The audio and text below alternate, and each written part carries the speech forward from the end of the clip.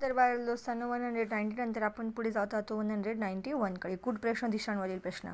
आता हा दिशांवरील प्रश्न तुम्हाला जर माझा जुना व्हिडिओ तुम्ही जर बघाल तर दिशा लक्षात कशा ठेवायच्या. वरच्या बाजूने नेहमी उत्तर असतं, खाली दक्षिण, आपल्या उजव्या हाताला पूर्व आणि डाव्या हाताला पश्चिम. आणि मग ह्या उपदिशा आ, द, नै, प, वा वाचतो कसा, उ, ई, पू.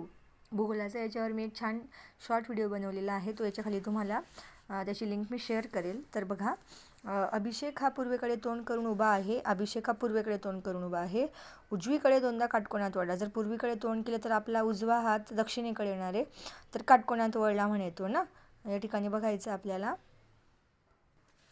हां, तर काय म्हटलं आहे की उजवीकडे दोनदा काटकोनात वळला, मग 1 आणि 2.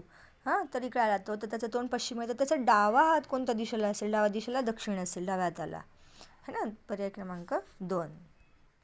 बघा 192. मोहनला घराकडून मंदिराकडे जाताना किती वेळा उजवीकडे वळावे लागेल?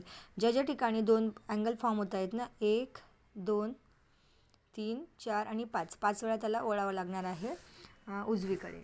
आता बघा 193. अंकिता उगवत्या सूर्याकडे समोरून पाहत होती. ती दोनदा उजवीकडे काटकोनात वळली व नंतर पुन्हा एकदा डावीकडे काटकोनात वळली, तर आता तिचे तोंड कोणत्या दिशेस आहे? बघा हा बालदोस्तांनो, ही इकडे वरती असते उत्तर, खाली असते दक्षिण, इकडे असते पूर्व, इकडे असते पश्चिम. काय म्हटलं आहे की अंकिता उगवत्या सूर्य पूर्वेकडे उगवतो. मग ती इकडे उभी होती तोंड करून. ती दोनदा उजवीकडे काटकोनात वळली, 1 आणि 2 हे दोनदा वळली, तर तिचं आता तोंड पश्चिमेकडे आलेलं आहे. नंतर काय म्हटलं, व नंतर पुन्हा एकदा डावीकडे काटकोनात वळली. आता इकडे पश्चिमेकडे तोंड केल्यावर तिचा जो डावा हात आहे तो दक्षिणेकडे येणार आहे. काय म्हटलं त्यांनी की पुन्हा एकदा डावीकडे काटकोनात वळली, मग इकडे फक्त एकदा वळली, अशी आली ती इकडे समोर, तर तिचं तोंड आता कोणत्या दिशेस आहे? दक्षिण. पर्याय क्रमांक 1. 194. बघा, समीर पूर्वेकडे 40 मीटर चालत गेला. आता ही इकडे पूर्व असणार आहे, उत्तर, दक्षिण, पूर्व आणि पश्चिम ना. आता इकडे जातोय तो, बघा, समीर पूर्वेकडे 40 मीटर चालत गेला. हे इकडे पूर्वेकडे तो 40 मीटर चालत गेला. ओके. नंतर तो उजवीकडे म्हणजे खाली वळला, 60 मीटर अंतर चालत गेला. ओके. नंतर तो पुन्हा उजवीकडे वळला, पुन्हा इकडे वळला, तो पुन्हा 40 मीटर चालत गेला. तर तो आता मूळ ठिकाणापासून किती अंतरावर आहे? तर हे त्याचं मूळ ठिकाण तर इथलं अंतर 40 आणि 40 तर इकडे 60, म्हणजे इकडे जर बघितलं आपण तर तो पुन्हा 60 मीटर एवढ्या अंतरावरती आहे. यांची बेरीज नाही करावी लागणार आपल्याला. इथे या ठिकाणी त्यांनी आपल्याला एक प्रकारचा रेक्टँगल फॉर्म करून दिलेला आहे. तर आपण काय करणार, तुम्ही मुलं 140 मीटर लिहून टाकणार त्याचं उत्तर, है ना. 140 मीटर, पण त्याचं उत्तर 140 मीटरने आपल्याला 60 मीटरच लिहायचं. पर्याय क्रमांक 4. बघा, आता एक माणूस एका ठिकाणापासून निघून दक्षिणेकडे 6 किलोमीटर जातो. तिथून तो डावीकडे वळतो व 3 किलोमीटर चालत जातो. पुन्हा एकदा तो उजवीकडे वळतो, 4 किलोमीटर चालत जातो. तर तो आता कोणत्या दिशेकडे जात आहे? दक्षिणेकडे 6 किलोमीटर जातो, खाली आला तो 6 किलोमीटर. आता दक्षिणेकडे चालत असताना दक्षिणेकडे चालत येतो तर डावीकडे कोणती दिशा असणार आहे?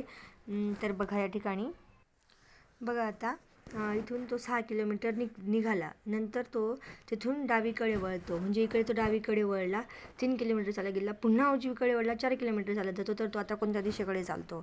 एकदा दक्षिणेकडे चालतोय, पुन्हा डावीकडे वळतोय, पुन्हा उजवीकडे वळतो, 4 किलोमीटर जातो. तर आता तो कोणत्या दिशेने चालतो? तो दक्षिण दिशेला चालत जातोय. तो जिकडनं सुरुवात केली तिकडच्या दिशेने तो चालत जातोय. पर्याय क्रमांक 3.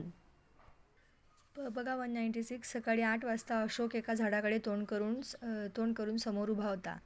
झाडाकडे तोंड करून उभा आहे सकाळी 8 वाजता, म्हणजे त्याचं तोंड पूर्वेकडे असं समजूया आपण. त्या झाडाची सावली त्याच्या उजव्या हाताच्या दिशेने पडलेली होती. तर तो कोणत्या दिशेकडे तोंड करून उभा होता? 8 वाजता एका झाडाकडे तोंड करून समोर उभा होता. त्या झाडाची सावली त्याच्या उजव्या हाताच्या दिशेने पडलेली होती. तर तो कोणत्या दिशेकडे तोंड करून उभा होता? तर आमचं उत्तर आलेलं या ठिकाणी दक्षिण.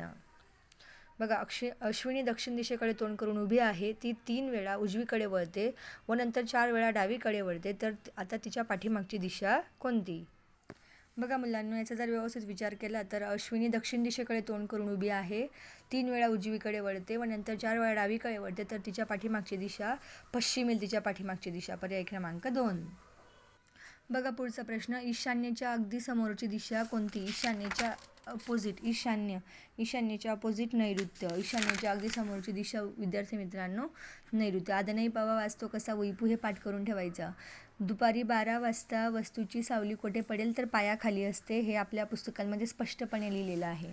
संध्याकाळी 6 वाजता संदीपची सावली कोणत्या दिशेला पडेल? संध्याकाळी सावल्या पूर्वेला पडतात, सकाळी सावल्या पश्चिमेला पडतात. म्हणून आपण जाऊया पर्याय क्रमांक 1 सोबत. तर या ठिकाणी दिशांवरचे प्रश्न, रांगेतील स्थान संपलं आणि आता आपल्या सुरू होतील कूट प्रश्न दिनदर्शिकेवर आधारित.